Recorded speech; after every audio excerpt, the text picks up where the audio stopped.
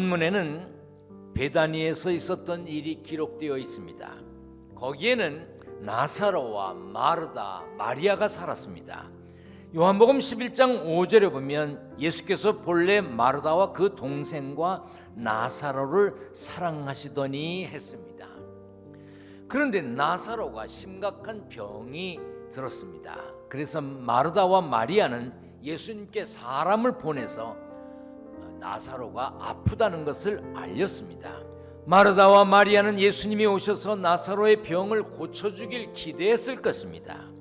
하지만 무슨 영문인지 예수님은 이렇게 말씀하셨습니다.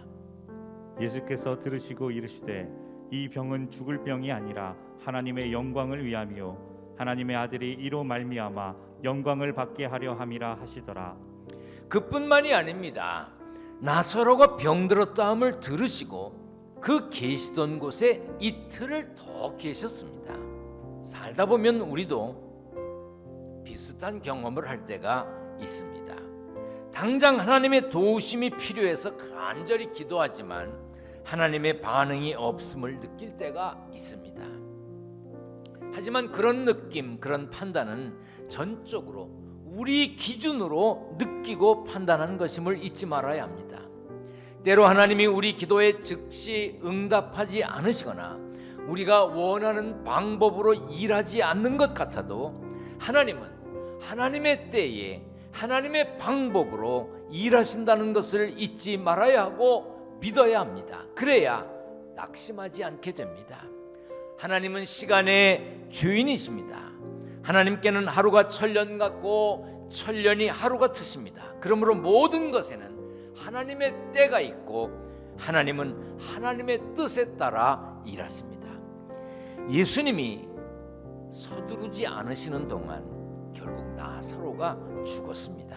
예수님은 나사로의 무덤에서 돌을 옮겨 놓으라 하시고 큰 소리로 나사로야 나오라 이렇게 말씀하셨습니다. 나사로가 무덤 밖으로 나왔고 예수님은 나사로를 풀어놓아서 다니게 하라고 하셨습니다. 나는 부활이요 생명이니라는 예수님의 말씀은 예수님을 부활이요 생명으로 믿는 모든 이에게 주시는 축복의 선언이며 선물입니다.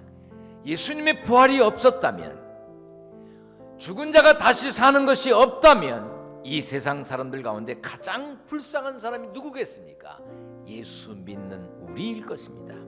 하지만 부활은 사실인 것은 물론이고 진리입니다. 성경의 수많은 사람들이 부활의 증인이었습니다. 예수님은 우리에게도 나는 부활이요 생명이니 나를 믿는 자는 죽어도 살겠고 무릇 살아서 나를 믿는 자는 영원히 죽지 아니하리니 이것을 네가 믿느냐 물으셨습니다. 이 물음에 아멘 할 수 있어야 합니다. 우리가 믿으면 예수님의 부활이 나의 부활되고 예수님의 생명이 나의 생명되고 예수님의 승리가 나의 승리가 됩니다. 신앙은 부활하신 예수님을 믿는 겁니다. 부활과 영생의 기쁨으로 사시고 부활과 영생의 신앙을 전하며 사는 믿음의 승리자가 되시기를 축원합니다.